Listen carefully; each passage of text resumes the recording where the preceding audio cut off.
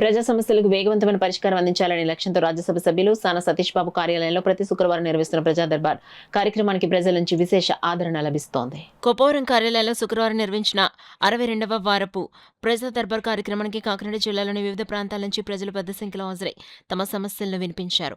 ఈ సందర్భంగా ఇళ్ల స్థలాలు, ఆరోగ్య సమస్యలు, ఉపాధి, పెన్షన్లు, విద్యా సంక్షేమ పథకాల అమలు తదితర అంశాలకు సంబంధించిన వినతిపత్రాలను బాధితుల నుంచి స్వీకరించారు. ప్రజల సమస్యలను ఓర్పుగా విన్న కూటమి నాయకులు ఆనంద్ న్యూటన్, గింజాల శ్రీనివాసరావు, జిన్నూరి బాబ్జీ, అనిల్, కొండబాబు తదితరులు సంబంధిత అధికారులతో సమన్వయం చేసి పరిష్కరించారు.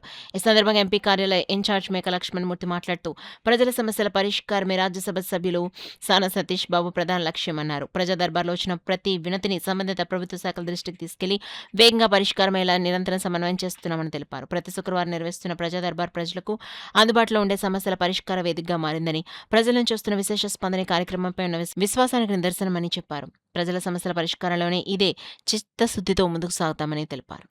మిగతా అన్ని మండలంలో ఉన్న గ్రామాలన్నీ దగ్గర ఒక దగ్గర పెట్టేవారు. అక్కడ కూడా పూర్తిగా అవ్వలేదు.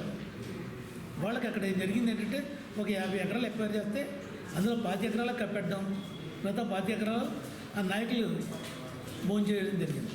అలాంటి పరిస్థితిలో ఈవేళ మనం టీడీపీ అధికారులకు వచ్చిన తర్వాత చాలామంది ఇల్లు కట్టుకుంటాం, ఇళ్ల స్థలాలు కట్టుకుంటాం, మాకు ఇవ్వండి అని చెప్పి అడుగుతున్నారు. దాని మీద గవర్నమెంట్ కూడా ఇళ్ళు కట్టుకోవడానికి లోన్స్ కూడా ఇవ్వడం జరుగుతుంది. త్వరలో ఈ శాంక్షన్ ఇస్తారని చెప్పి ఆశిస్తూ, మరి మనకి మిగతా ఇవ్వాల్సిన ఈ పెన్షన్స్ అడుగుతున్నారు చాలామంది. పాత పెన్షన్లు సుమారు ఇచ్చి 4 సంవత్సరాలు 5 సంవత్సరాలు అవుతుంది. పెన్షన్లు 4 సంవత్సరాలకు కూడా పెన్షన్స్, కొత్త పెన్షన్స్ ఎక్కడ రాలేదు. ఇప్పుడు ఈ మధ్యనే మాత్రం మన చంద్రబాబు నాయుడు గారు అనౌన్స్ చేయడం జరిగింది. సుమారు 40 లక్షల పెన్షన్లు పెండింగ్లో ఉన్నాయి. అవన్నీ కూడా ఎంక్వైరీ చేస్తున్నాం. ఎంక్వైరీ చేసి త్వరలో ఆ పెన్షన్స్ కూడా ఇవ్వడం జరుగుతుందని చెప్పడం జరిగింది. ఇది ప్రజాప్రభుత్వం, ప్రజలే మనందరం కలిపి చేస్తున్న ప్రభుత్వం. ఈ ప్రభుత్వంలో ఎక్కువగా మౌలిక సదుపాయాలు, అభివృద్ధి కార్యక్రమాలు చేయడం జరుగుతుంది. ఇప్పుడున్న పరిస్థితిలో వీళ్ళ అభివృద్ధి కార్యక్రమాలు అంటే చాలా రోడ్లు కానీ, డ్రైన్స్ కానీ, అలాగే సంక్షేమ కార్యక్రమాలు, మౌలిక కార్యక్రమాలు జరుగుతున్నాయి. అందువలన ఇప్పుడున్న ప్రభుత్వాన్ని మంచి ప్రభుత్వం ఇది, మన ప్రభుత్వం, మీరందరూ కూడా ఆశీర్వదించండి. ఈ రీతిలో ప్రతి ఒక్కరూ కూడా మా ప్రజా దర్బారీ వచ్చి తమ యొక్క సమస్యలను తెలియపరుచుకుని మెరుగైన రీతిలో సేవ చేయించుకుంటారని చెప్పేసి ప్రజల ప్రతి ఒక్కరికి కూడా ఈ సానా సతీష్ బాబు కార్యాలయం దగ్గర నుంచి తెలియజేసుకుంటున్నాం.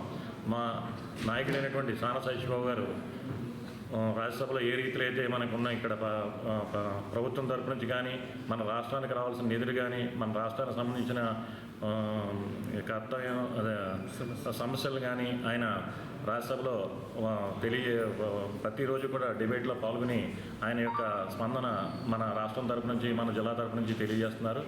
అదే రీతిలో గడిచిన ప్రభుత్వం డిఎస్సి కార్యక్రమం చేయలేదు. 5 సంవత్సరాలు కూడా మన కూటమి ప్రభుత్వం వచ్చిన తర్వాత డిఎస్సిని దిగ్విజయంగా నారా లోకేష్ గారి ఆధ్వర్యంలో చేయడం జరిగింది. దానికి అమ్మ అడుక్కోనవదు, అన్నం పెట్టనవదు అన్న టైప్లో గత ప్రభుత్వం చేసి ఈరోజు డిఎస్సి గురించి అవాకులు చవాకులు పేలుతున్నారు. అదన్నీ కూడా వచ్చిన డిఎస్సిలో క్వాలిఫైడ్ అయిన వాళ్ళు దానికి సంక్షేమ కార్యక్రమాలతో పాటు అనేక రీతుల్లో ఉద్యోగాలు కల్పించి ప్లేస్మెంట్స్ చేస్తున్నారు. ఇప్పుడు రేపొద్దున భోగాపురం ఎయిర్పోర్ట్ రాబోతుంది. దానికి ఒక 20,000 మంది మ్యాన్ పవర్ని రిక్రూట్ చేసుకోవడం జరుగుతుంది.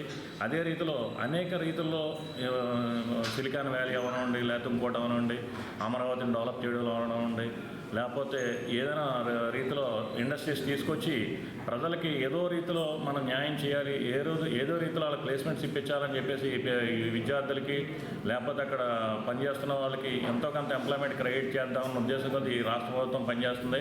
పవన్ కళ్యాణ్ గారు కానీ, లోకేష్ గారు కానీ, నారా చంద్రబాబు నాయుడు కానీ, ఈ కూడా ప్రభుత్వం ప్రతి ఒక్కరు కూడా ప్రతిరోజు కూడా మా బరకాలు కట్టి తిరగట్లేదు.